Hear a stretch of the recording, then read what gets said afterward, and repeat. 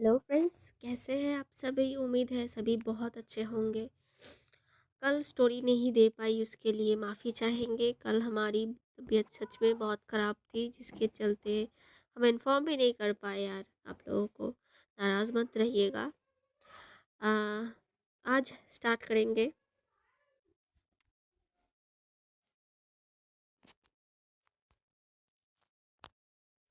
Hello friends, कैसे हैं आप सभी? उम्मीद है सभी बहुत अच्छे होंगे। कल के लिए हम तहे दिल से माफ़ी चाहेंगे आप लोगों से। कोई नाराज़ मत रहिएगा। कल स्टोरी हम दे देते मगर तबीयत बहुत ख़राब थी कल हमारी। आई मीन टू से मेरी तबीयत सच में कल बहुत ख़राब थी, जिसके चलते मैं इन्फॉर्म भी नहीं कर पाई आप लोगों को। पर नाराज़ मत रहिए, स्टोरी आज आ रही है। ये रिकॉर्डिंग मेरी हो रही है अभी। उम्मीद है अब तक जल्द से जल्द पहुँचेगी ये। चलिए, सबको स्वागत है मेरी चैनल प्रेम कहानी में। दिलों का मिलना पार्ट 39 से स्टार्ट करेंगे। यार देखो, मेरी तबीयत का मुझे नहीं पता कब तक ये ठीक होगी, वॉइस क्वालिटी कब तक अच्छी आ पाएगी आप लोगों के पास। जब तक नहीं होती तब तक ऐसे सुनने की गुजारिश रहेगी मेरी। चलिए स्टार्ट करते। कहानी यहाँ तक पहुँची थी, अयोध्या की बस ट्रिप के लिए निकल चुकी थी। सुबह से शाम हो गई थी। वो पूरे बस में थोड़ी सी गुमसुम थी। किसी को लेके सोच रही थी, किसको लेके आप लोग बाखूबी जानते हैं। तो उन्हीं का कॉल आ गया था बस में, जिससे थोड़ी गुफ्तगू हुई थी उनसे। कौन थी? हाँ, कशिश मैडम से।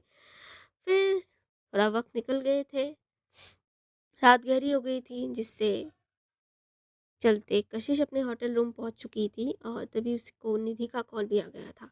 निधि थोड़ी नाराज़गी, थोड़ी शैतानी, थोड़ी छेड़ना, ये सब चल के ये लोग काम की बातें करते करे थे। अब आगे बाकी इतना डिटेल में तो बोल ही दिया। आगे सुनते हैं। तो इन दोनों का जो बिजनेस रिलेटेड बातें थी वो ये लोग ख़त्म कर देते हैं। करने के बाद दोनों ही फ़ोन रख देते हैं। कशिश अपने रूम में आप अंदर आ जाती है। रूम के अंदर वो बैल्कनी में खड़ी हुई थी। अब तक बैल्कनी में खड़े होकर वो बातें कर रही थी। तो वो अंदर आ जाती है। अंदर आके वो जाती है फ्रेश होने के लिए। अब रात भी तो काफ़ी हो चुकी थी, वो भी थक गई थी, तो बोल सकते हैं आप। लेकिन उसके अंदर एक, क्या बोल सकते हैं, खुशी थी, पता नहीं किस बात की, सुकून थी, ये बोल सकते हो आप, जिसे लेके वो फ्रेश होने चली गई। फ्रेश थोड़ी देर बाद ही वो वॉशरूम से बाहर आ जाती है। उसकी नाइट सूट, जो ट्राउज़र और टी शर्ट वो पहनती थी। डिनर उसने अपने कमरे में ही ऑर्डर कर ली थी, बाहर उसे जानी नहीं थी। वो जाके अपने लैपटॉप को ऑन करके बैठ जाती है। उसे कुछ काम थी वहाँ पे, तो वो करने लगती। थोड़ी देर बाद ही उसकी डोर पे नॉक होती है, तो जाके देखती है कि उसका जो खाना था उसने ऑर्डर की थी वो आ चुकी है। वो खाना वो टेबल में रख के रख देती है और थोड़ी काम फिर वो करने लगती है। इस बीच उसने कई बार अयोध्या को सोची थी, जिसके चलते उसकी फेस पे एक हल्की सी मुस्कान आ जाती थी। कभी कभी अपने काम को कंप्लीट करके खाना खा लेती है और जाके बेड पे सो जाती है। वो उसके साथ अपनी मॉम की जो तस्वीर थी वो लाई थी इधर भी। वो तस्वीर को सहलाती है, सहला के अपनी बेड साइड पे भी रख देती है और अपनी आंखों को बंद कर लेती है। सोने से पहले ज़रूर एक बार आरती को याद कर ली थी उसने। पता नहीं उसके साथ ये क्या हो रहा था। इधर निधि घर पहुंच चुकी थी, कशिश से बातें करके। वो ऑफिस से निकल के घर घर आती है। घर आके वो वहाँ पे जो उनके जो मेड्स वगैरह थे उनसे कुछ थोड़ी देर तक बातें करती है। फिर जाके उसने मन्नत से बातें कर ली थी कि कशिश अच्छे से पहुँच गई है, अभी वो ठीक है, तो टेंशन लेने की कोई बात नहीं, आप एक बार कॉल कर लीजिएगा। उसने आपको कॉल की थी पर आप शायद ओटी में थी उस टाइम पे, तो पता नहीं बिज़ी थी शायद, तो उसने अपने कॉल आपको कॉल की थी। मन्नत भी बता देती कि हाँ शायद मैं उस टाइम पे बिज़ी थी, कोई बात नहीं, अभी शायद वो सो गई होगी, मैं बाद में कॉल कर लूँगी। तो निधि बोली ठीक है, वैसे नानी माँ ठीक है? तो मन्नत बताती कि हाँ मैं बस अभी अभी घर पहुँची हूँ, नानी माँ सो चुकी है खाना खा के। बोलती ठीक है। ये बोल के ये दोनों अपनी कन्वर्सेशन जो थी वो ख़त्म कर देती है। इधर निधि भी जाती है उठ के अपने कमरे में, वो जाके फ्रेश हो लेती है थोड़ी, उसकी भी तो थकान गई थी पूरे दिन तक ऑफिस की। इधर उसने जब कशिश यहाँ रहती थी उसे थोड़ा कम काम करना पड़ता था, लेकिन अब कशिश के उम, उम, मतलब वो यहाँ मौजूद नहीं है, उसके जो हिस्से का भी काम था उसे भी निधि को ही करनी पड़ रही थी। तो इधर इसका थोड़ा प्रेशर था क्योंकि उसे दिल्ली भी जानी थी 2 दिन बाद, तो सब कुछ वो समेट के जाना चाहती थी। जिसके चलते बैक टू बैक उसकी मीटिंग्स चल रही थी। बहुत थक गई थी लड़की। वो थोड़ा जाके फ्रेश हो लेती है, फिर नीचे आके वो अपनी डिनर कर लेती है। डिनर करके वो अपने कमरे में जाती है। अ, उसकी एक हॉबी थी, रात को सोने से पहले वो किताब पढ़ती थी। उसकी ये हॉबी थी उसकी। तो वो अपनी बेड पे जब जाके आज बैठती है, उसका मन आज किताब पे नहीं लग रही थी। वो हाथ में तो ली थी किताब, लेकिन उसकी मन पता नहीं क्यों बार-बार किताब के बदले कहीं और ही जा रहा था भागता हुआ। और ये लाइन किधर जाती है वो आप लोगों को भी पता है, हमें भी पता है। और कहाँ, अपनी सिया मैडम के पास। वो निधि को बहुत याद आ रही थी सिया की, आज पता नहीं क्यों। वो अपने मन में बोल पड़ती है कि क्या आप चली गई होंगी। उस दिन के बाद तो मुलाकात भी नहीं हुई, वरना आपसे मुलाकात करने की बहुत इच्छा थी हमारी। अध्या का नंबर उस दिन हमने ले ली थी, पार्टी के दौरान ही। जैसे तैसे बस आपका नंबर भी ले लेते उस टाइम पे अयोध्या से, तो शायद आज आपकी आवाज़ तो सुन पाते। क्या कर रही होंगी आप अभी? हाँ, कहाँ पे होंगी?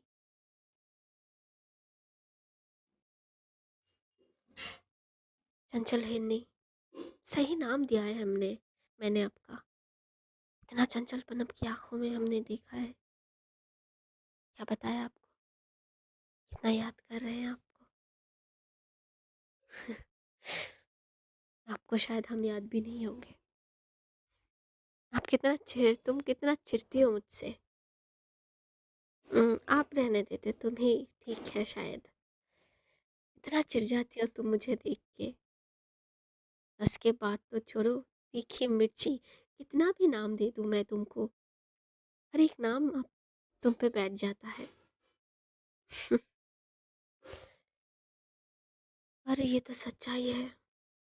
बहुत याद आ रही हो तुम मुझे। क्या हो तुम?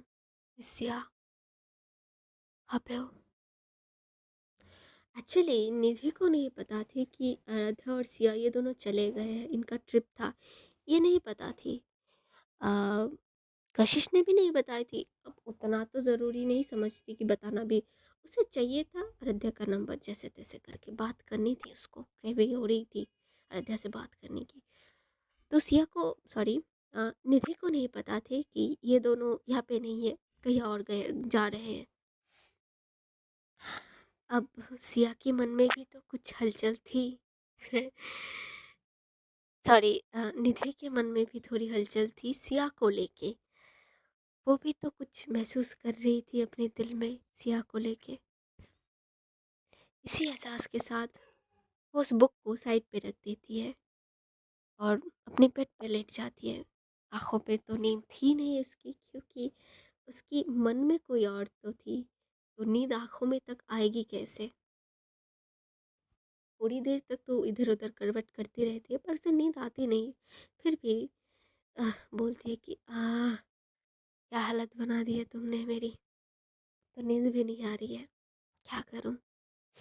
चलो, कोशिश करती हूँ सोने की। ये बोल के वो अपने कमरे में जो ड्रीम लाइट उसने ऑन की थी वो भी वो बंद कर देती है, बुझा देती है और अपनी आंखों को बंद कर लेती है। कोशिश करती है सोने की, जैसे तैसे उसे नींद आ जाती है। वो भी सो ही जाती है। देखते देखते रात गहरी होने लगती है। अंधेरे का पहर और ज़्यादा गहरा होने लगता है। चारों ओर सन्नाटा ही छा चुका था। ऐसे करके टाइम निकलते जाते हैं और धीरे धीरे कर उजाले का भी वक्त हो जाता है। बस में सभी सो रहे थे। बच्चे तो मानो पूरे नींद में थे। आराध्या देर रात तक उसे नींद नहीं आई थी। फिर जाके उसे नींद आई थी। वो भी तो अपने मन में कुछ हलचल लेके ही सो रही थी उस टाइम पे। पता नहीं कशिश की वो बातें करना इस तरीके से, वो भी उसके मन में भी कुछ तो अब होने लगी थी कशिश को लेके। सिया सो रही थी आराम से, आराध्या की शोल्डर पे सर रख के। उसने खाना खा ली थी और आराध्या को भी खिला दी थी खाना, थोड़ी देर, थोड़ी सी। आराध्या खाना नहीं चाहती थी, फिर भी सिया ने जैसे तैसे आराध्या को खाना खिला ही दी थी।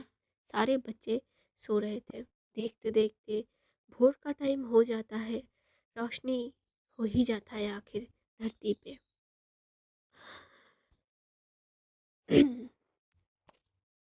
अब आराध्या को तो आदत थी सुबह सुबह उठने की, उसकी टाइमिंग थी एक, चाहे वो अलार्म की घड़ी हो या चाहे कुछ भी, वो उठ जाया करती थी। तो आज भी उसकी आंखें खुल ही गई थी और कुछ हलचल भी होने लगी थी कि अब यार एक अब बस पे हो, अब लेटे हुए हो, आपकी आदत हो कि इस टाइम पे आपकी नींद टूट जाए तो वो उठ ही जाती है। तो वैसे ही आराध्या भी अपनी नींद मतलब आंखें खोल ली थी उसने। उसने देखी थी कि हाँ सुबह हो रही है, अब धीरे धीरे रोशनी फैल रही है चारों ओर। वो एक बार अपने साथ अपने पास सिया को देख लेती कि सिया सो रही है। उसने जो शॉल ली थी अब दोनों में अच्छे से उसने ओढ़ दी थी। रात को ठंड पड़ी थी काफ़ी। इन दोनों ने जो गरमदार जो कपड़े थे इन लोगों ने पहन लिए थे, स्वेट शर्ट कहो या कुछ भी बोलो, अ, वो ले लिए थे इन लोगों ने। सिया तो कस के आराध्या की उस एक हाथ को पकड़ के उसकी शोल्डर पे अपनी सर रख के सो गई थी अच्छे से, और आराध्या बस की साइड पे सर टिका के वो सो रही थी। विंडो उसने बंद कर दी थी रात को, क्योंकि चलती हुई हवा से उसे ठंड लग रही थी, दोनों को ही ठंड लग रही थी। बच्चे लोग भी सो रहे थे। वो एक बार पीछे भी देख लेती कि हाँ बच्चे भी सो रहे, सर उठ चुके थे, सर की भी नींद खुल गई थी। बस थोड़ी दूर और चली जाती है, थोड़ी दूर जाके बस एक होटल की साइड पे बस जाके रुक जाती है। तभी सुबह के शायद 7 बज रहे होंगे घड़ी में देखा जाए तो। तो सर आके बताते हैं कि हाँ आराध्या। तो आराध्या बोलती है जी सर। तो सर बताते हैं कि हाँ हम पहुंच गए हैं, मैं नीचे उतरता हूँ, तुम बच्चों को लेके उतरो, ये पहले उतरे, तुम देख के उतरना इन लोगों को। ये बोल के सर नीचे नीचे मतलब गेट साइड पे आ जाते हैं। थोड़ी ही देर में बस जाके उस होटल पे चली जाती है। अभी तक तो बहुत सुबह थी, तो रास्ते पे उतनी चहल पहल नहीं थी, और जो इनका जो होटल था वो एरिया भी काफ़ी शांत एरिया जैसा बोल सकते हैं आप। अब दिल्ली मतलब जहाँ पे ये लोग गए थे, वो जो एरिया था वो तो आप लोगों को पता ही, ये लोग कहाँ गए थे पता नहीं, तो अभी पता चल जाएगा। तो पहले जो बस इनकी बस सेकंड में थी, पहले जो बस अंदर गई थी उस बस में राजेश सर थे। क्योंकि बता रही हूँ क्योंकि सर उतर चुके थे, उतर के इनकी बस की तरफ आ रहे थे। बच्चे उतर रहे थे एक एक करके, वहाँ पे जो बच्चे थे टीचर्स थे, राजेश सर के और एक सर थे और एक मैम थे, ये लोग उतर रहे थे वैसे करके। उस बस खाली, वो बस जब खाली हो जाता है वो बस जाके पार्किंग करने की जो एरिया थी वहाँ पे जाके खड़ा हो जाता है। अब बारी थी आराध्या की बस की। तो आराध्या की बस में जो सर थे वो पहले उतर जाते हैं, फिर जाके आराध्या सिया को उठा देती है कि सिया उठिए हम पहुँच गए। सिया पहले उठ नहीं रही थी, आराध्या ऐसे धकेलने पर सिया भी उठ जाती है। उठ के वो चारों ओर देखने लगती है। तब तक आराध्या अपनी सीट से उतर चुकी थी, बच्चों को उतर रही थी एक एक कर। बच्चे भी उठ गए थे उस टाइम पे, क्योंकि सर ने सबको बुला दी थी। तब तक बच्चे एक एक कर उतरने लगे थे। सिया भी अब खड़ी हो जाती है। इनके जो सामान थे वो भी उतरना ज़रूरी था। बच्चे साथ में जो बैग लाए थे उनमें ही उनका सामान था। तो वो बच्चे भी उतर के सामान एक एक बैग अपने पीठ पे लेके वो निकल जाते हैं। सिया भी उतरती है, आराध्या भी उतर जाते हैं। ये लोग जब उतरते हैं तो वहाँ पे जो इनका थर्ड बस था, 3 बसेस गई थे वहाँ पे, थर्ड बस भी खाली हो जाता है ऐसे करके एक-एक कर। जब अयोध्या उतरी थी, वो अच्छे से चारों ओर देख रही थी। बहुत खूबसूरत जगह था, सुबह का टाइम था और भी अच्छा लग रहा था, फ्रेश लग रहा था। चारों ओर का जो नेचर था बहुत अच्छा लग रहा था उस टाइम पे। सुबह की जो धूप होती है, पहली किरण जिसे हम बोलते हैं, वो बहुत शुद्ध होती है। बोलते हैं ना, विदाउट पॉल्यूशन का होती है एक चीज़, तो एक टाइम पे होता है 7 बजे, यानी बहुत टाइम हो जाता है, लेकिन फिर भी एक वो जो एरिया था वो बहुत अच्छा जगह पे इन लोगों ने होटल ली थी मैम, मतलब स्कूल से। बहुत बड़ा वाला प्लेस था वो होटल। ऐसे एरिया था बहुत बड़ा, ग्राउंड जैसा, ग्राउंड फ्लोर जो था वहाँ का, वो बहुत बड़ा बड़ा जगह था, चारों ओर पेड़ पौधे थे बहुत से। वहाँ पे सारे बच्चों को एक साइड पे किए जाते हैं, सारे टीचर्स जो थे, मैम सर, वो लोग एक साइड पे जाते। प्रिंसिपल मैम पहले चले गए थे, उसके साथ उनके साथ गए थे दो सर भी। वो जाके रिसेप्शन एरिया जहाँ पे जो जो जो करना पड़ता है, वहाँ पे जो रूल्स रेगुलेशन, जो भी सिग्नेचर करने थे वो कर रहे थे। थोड़ी देर बाद ही आराध्या और सिया को, और वहाँ पे जो टीचर्स थे एक एक कर जाके वो जो वहाँ पे जो रजिस्टर था वहाँ पे साइन करते हैं। साइन करने के बाद वहाँ पे भी एक सोफा एरिया जैसा कुछ था। बच्चे तो बाहर खेल कूद रहे थे, उनको बोले थे कि आप लोग यहाँ रुको, आप लोगों को बुलाया जाएगा। वैसे करके ये सब तैयारी की गई थी वहाँ पे। तो वो सारे कुछ कुछ कुछ टीचर्स बाहर थे जो बच्चों को देख रहे थे, और कुछ अंदर थे। अंदर में जो थे वहाँ पे आराध्या और सिया भी थे। ये लोग वहाँ पे सोफे साइड पे बैठे थे, थोड़ी देर बैठना पड़ेगा इन लोगों को, इनकी इनकी रूम की जो कीज़ थी वो थोड़ी देर में आएंगे।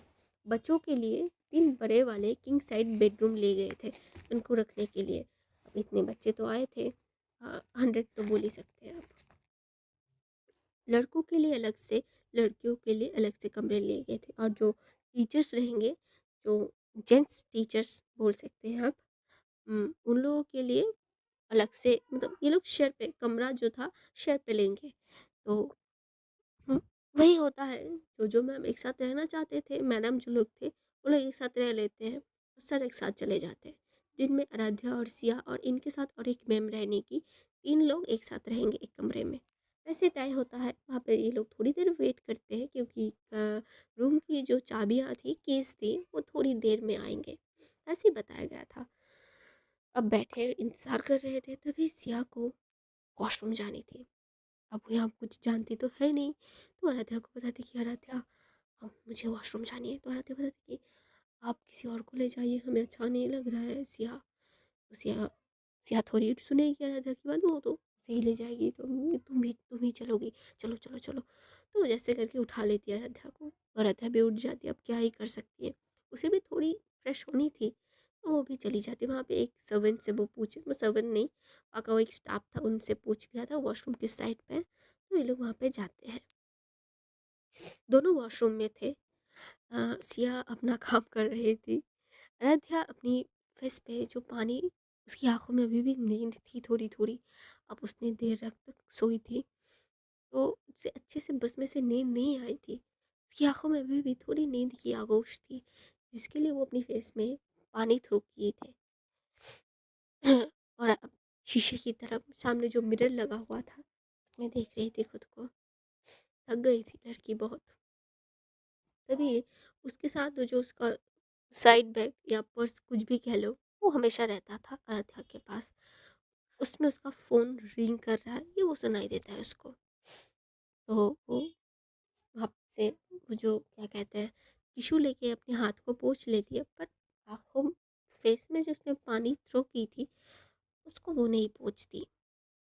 तो वो जल्दी में हड़बड़ाने में उसने हाथ को पोंछ के बैग से फ़ोन निकाल के देखी, तो वो घर वालों से फ़ोन आई थी, पापा का फ़ोन था। तो वो ऐसे सिया को बता के बाहर चली जाती है वॉशरूम से, थोड़ा आगे जाके एक कॉर्नर साइड पे जाके खड़ी हो जाती है, और फ़ोन को रिसीव करके कान में लगाती है। उधर से पापा बोलते हैं कि बेटा, आप लोग पहुंच गए, ठीक हो?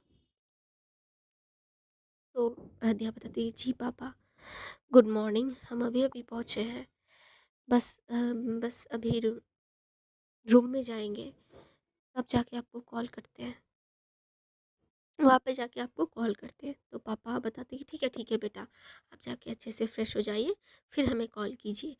पापा कॉल रख देते हैं, आराध्या आगे कुछ बोल नहीं पाती। उससे पहले कॉल कट हो जाती है। वो फ़ोन को अपनी बैग में अंदर रख देती है, और ज़िप को बंद करके मुड़ के वो आएगी कि वो मुड़ेगी, किसी से वो टकरा जाती है और वो गिरेगी ये सोच के अपनी आँखों को बंद कर लेती है और ज़ोर से एक चीख देती है कि आउच! ऐसे करके चीख देती है वो। स उसकी आवाज़ सुन के सिया वॉशरूम में थी, वो आ रही थी वॉशरूम से ये बोल सकते हैं। तो आराध्या की आवाज़ ऐसे सुन के वो दौड़ के भाग के आती है कि क्या हो गया आराध्या को। जब वो आती है, आके थोड़ी दूर आके वो पॉज़ हो जाती है, खड़ी हो जाती है, क्योंकि उसके आगे जो नज़ारा वो देख रही थी, उसने तो वो कभी नहीं सोची थी। जिससे उस नज़ारे से उसकी पूरी की मुँह ऐसे खुला का खुला रह जाता है, उसकी आँखें बड़ी हो जाती है और वो बस सामने अपनी आँखों को लगाए देखती रहती है। उसकी मुँह से और कोई आवाज़ नहीं निकलती। आराध्या ने अपनी आँखों को बंद कर ली थी, लेकिन वो ये महसूस कर पाती है कि वो नीचे नहीं गिरी है, बल्कि दोनों हाथों ने, दोनों बाजुओं ने उसकी कमर को अच्छे से ग्रैब करके पकड़ी हुई है, दोनों हाथों से। वरना अब तक तो उसकी कमर की क्या ही बोल सकते, पता नहीं क्या हालत हो जाती। ये सोच के वो थोड़ा संतुष्टि उसकी मन को मिलता है, चलो वो गिरी नहीं। फिर वो अपनी आँखों को धीरे-धीरे ओपन करती है और अपनी आँखों को ओपन करके उसके आँखों के आगे जो नज़ारा आए, इसके लिए वो बिल्कुल तैयार नहीं थी। वो हैरान थी, शॉक्ड थी, अब क्या ही बोल सकते हैं क्या थी।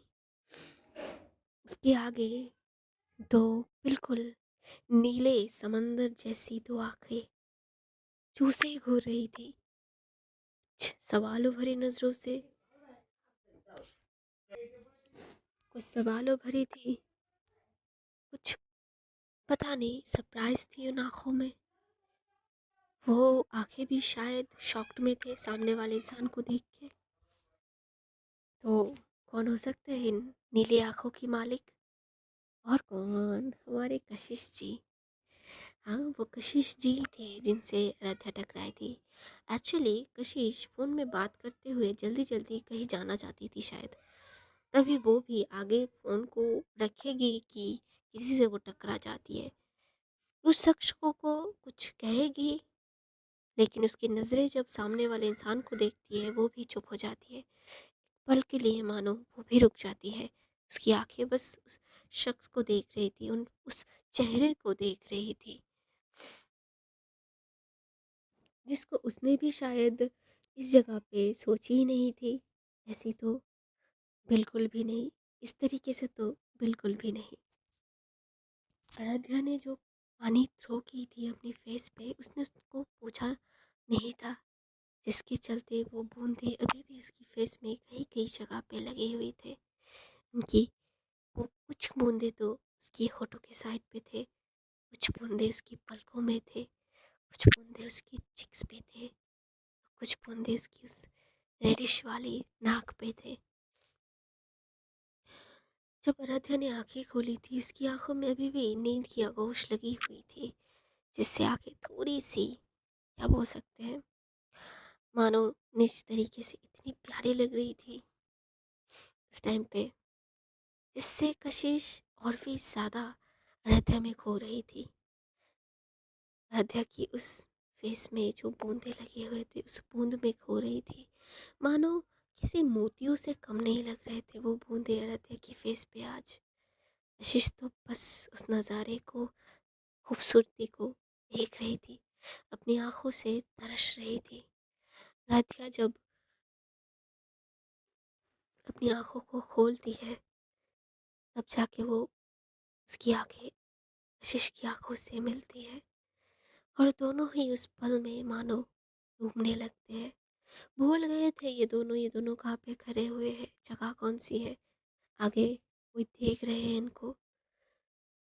जब भी ये दोनों ऐसे कोई सिचुएशन आते थे, ये दोनों भूल जाते थे ये दोनों कहाँ पे हैं, बस ये दोनों को अपने में समा देते थे। उस सिचुएशन में सिचुएशन को महसूस करते थे, एक दूसरे की धड़कन को। आज भी वैसा ही कुछ था। दो दिलों का धड़कन आज एक ही रिदम पकड़ा हुआ था। सांसें धीरे धीरे सी चल रही थी।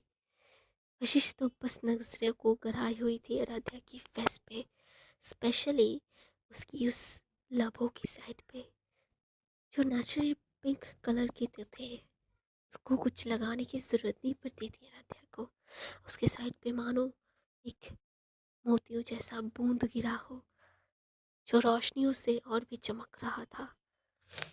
बहुत क्रेविंग होती है कशिश को उस होठ को एक बार छूने की, उस बूंद को एक बार छूने की। बहुत क्रेविंग होती है उस टाइम पे कशिश को। पता नहीं वो धीरे धीरे आगे बढ़ने ही लगी थी।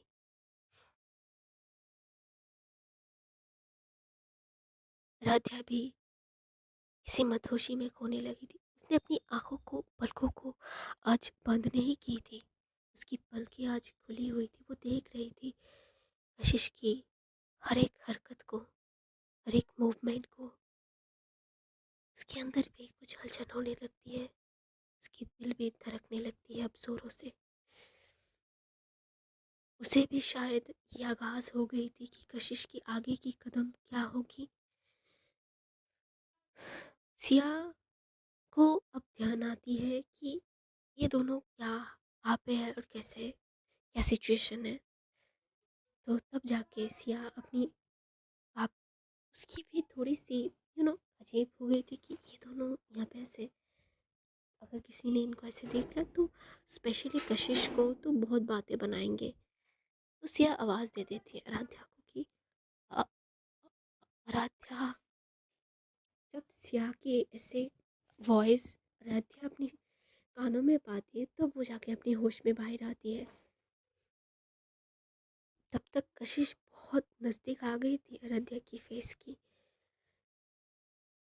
आराध्या उससे कशिश उससे पहले कुछ करे, कुछ आगे बढ़े। आराध्या अपनी हल्की सी काम वॉइस में, कांपती हुई आवाज़ में बोलती है आगे, कशिश जी छोड़िए हमें। कशिश से मानो कुछ फर्क ही नहीं पड़ी, कुछ सुनाई नहीं देती। वो अपनी मदहोशी वाली आवाज़ में बोलती है, क्यों अभी नहीं रोको, आई नीड यू। बड़ी हल्की वॉइस में उसकी होठों के आगे जाके ये बात वो बोलती है। सिया देख पा रही थी कि क्या हो रही थी, लेकिन वो समझ नहीं पा रही थी। आराध्या को सब समझ आ रही थी कि ये अभी अपनी होश में नहीं है। आगे सिया खड़ी है, उसके आगे वो ऐसा कुछ सिया को ऐसे कुछ फील करवाना नहीं चाहती थी या फिर जताना नहीं चाहती थी। आराध्या जब ये देखती है और ये समझती है तो वो फिर भी एक कोशिश करती है, लास्ट कोशिश, कि खुद को सिया के आगे से एक्सपोज होने से खुद को बचा पाए। तो वो अपनी आवाज़ में फिर से बोलती है कि कशिश जी देखिए, सिया वहाँ खड़ी है, वो हमें देख रही है, समझिए, छोड़िए, क्या कर रही हैं आप। तो ऐसे बोल के ना आराध्या कशिश को पूरा उठाने की कोशिश करती है। ऐसे वो झुकी हुई थी ये दोनों। कशिश तो सीधा थी लेकिन वो झुक गई थी थोड़ी सी आराध्या के ऊपर ऐसे। तो वो उसको कशिश को अपनी जो हाथ थी वो तो, जब आराध्या आंखों को बंद कर ली थी उसने अपने हाथों को कशिश के शोल्डर में, दोनों शोल्डर में अच्छे से पकड़ ली थी ऐसे अपने दोनों हाथों से। तो तब वो हाथ अभी भी वहीं पे थे तो वो उसको उठाने की कोशिश करती है जिससे थोड़ी कशिश को ऐसे खिंचाव महसूस होती है, ऊपर की तरफ ऐसे धकेलने की महसूस होती है। तो कशिश अपनी उस नशेड़ी वाली आंखों से रध्या की अब आंखों में जाके आंखें डालती है। तो रध्या अपनी आंखों को इशारा करती है सिया की तरफ कि उधर देखिए कौन है। जब कशिश देखती कि हाँ सिया सच में वहाँ पे सिया खड़ी हुई है तो वो जो सीधा खड़ी हो जाती है झट से और अयोध्या को खड़ी कर देती है, लेकिन उससे दूर नहीं जाती। मतलब आराध्या से कशिश दूर नहीं हटती, बस खड़ी करके ऐसे खड़ी हो जाती है दोनों। तो तब जाके कशिश बोलती है कि वो आप लोग यहाँ तब जाके सिया आगे आती है और बताती कि जी हम यहाँ पे आप मैम यहाँ पे वो हम यहाँ पे दिल्ली पे ट्रिप के लिए आए हुए हैं अपनी स्कूल से। इसी होटल में रुके हैं। आप यहाँ पे तो कशिश जवाब देती कि जी अच्छा आपका ट्रिप दिल्ली पे है ओके। तो सिया बताती कि जी मैम आप यहाँ।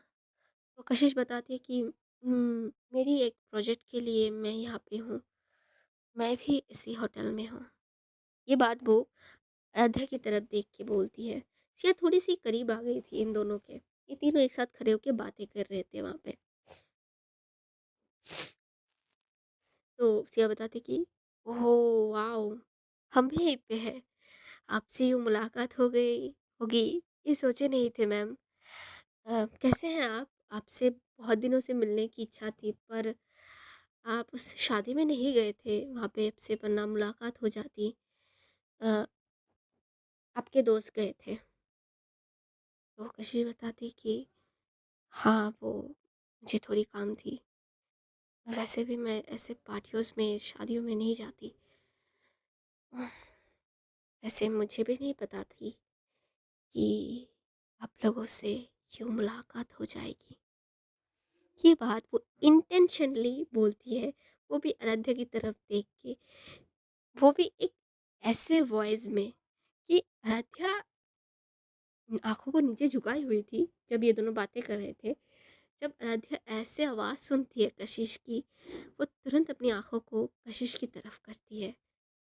ऐसे होते हैं ना, चोरी से हम देखते हैं अपनी आंखों को उठा के, तो देखती है कि कशिश, अरे कैसे बोलूँ, किस नज़र से देख रही थी, जिस नज़र से क्या बोल सकते, आप किसी के दिल के अंदर झाँक सको, टीज़ करो, इस नज़र से कशिश आराध्या की तरफ देख रही थी। आराध्या जब इस नज़र को पाती है अपने ऊपर, उसकी अंदर की रूह तक काँप जाती है उस टाइम पे। पता नहीं क्या होता है, वो झट से अपनी आँखों को फिर से नीचे कर लेती है, मानो वो आँखों को मिलाना नहीं चाहती थी।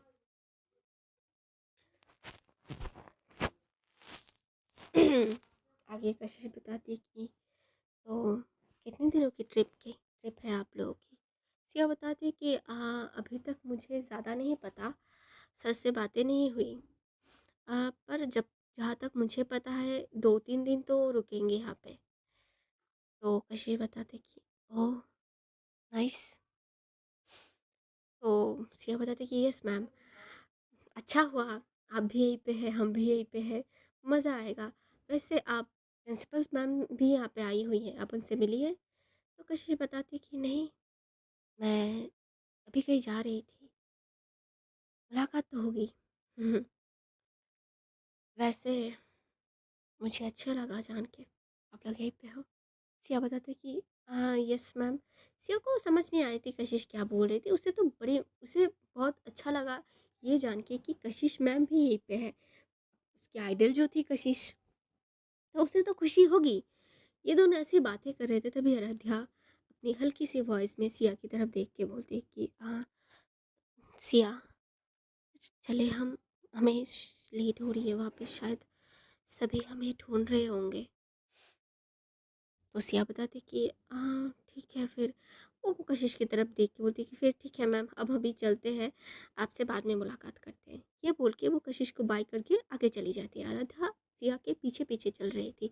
जब आराध्या कशिश की साइड से जा रही थी, तो कशिश थोड़ा झुक गई थी आराध्या के आगे।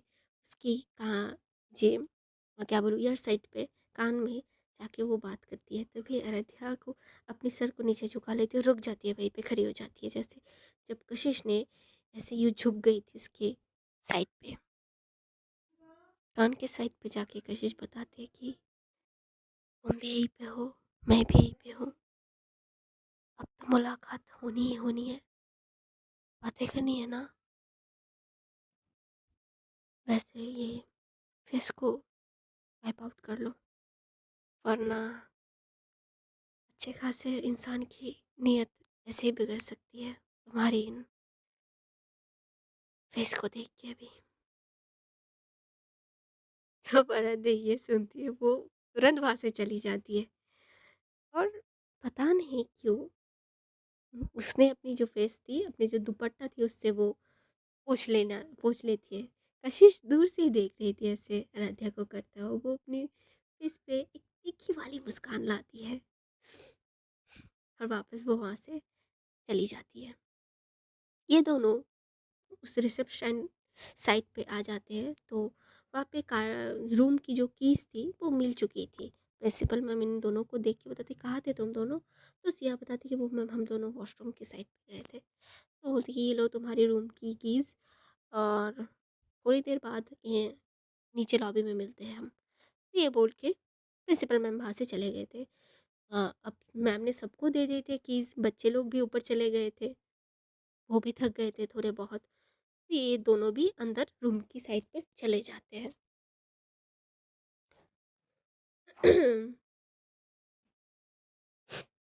अम, आज के लिए इतना रखेंगे। नेक्स्ट एपिसोड में कुछ और आएगी। अब ये थोड़ा रोमांटिक गया।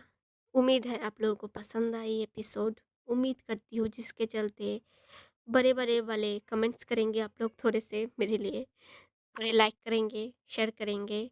एंड ऑफ कोर्स मेरे चैनल पे अगर नए हैं तो चैनल को सब्सक्राइब करना मत भूलिए। मेरी आवाज़ को पहली बार सुन रहे या मेरी कहानी को पहली बार सुन रहे तो चैनल को ज़रूर सब्सक्राइब करके रखो, एक लाइक करो, एक कमेंट्स करो कि आप नए हो, या फिर कुछ भी लिख दो, पर करो, जो भी चाहे करो। हाँ, कुछ तो लिखो। आगे आप लोगों की मर्ज़ी। बाकी आज के लिए इतना ही रखेंगे। नेक्स्ट एपिसोड में थोड़ी और देने की कोशिश रहेगी मेरी। देखो यार, मेरी तबीयत वैसे ही पता नहीं कब तक ठीक हो, पर ऐसे छोटे छोटे पार्ट में मैं देती देती रहूँगी। कोशिश रहेगी मेरी नेक्स्ट ब्लॉग में मैं देर ना कर नेक्स्ट एपिसोड में देर ना करूँ, जल्दी से जल्दी आपके पास पहुँच जाए। बाकी आप लोग अपना ख्याल रखो, अपने परिवार का ख्याल रखो, खुद का भी ध्यान रखो। अपने आसपास जितने भी लोग हैं कोशिश करना अपनी किसी भी काम से उनको हानि ना पहुँचे। बस इतना ही कहना था। और एक सब्सक्राइब, एक लाइक, एक कमेंट्स, एक शेयर, ये ज़रूर सुन के जाना। चलिए आज के लिए नमस्ते।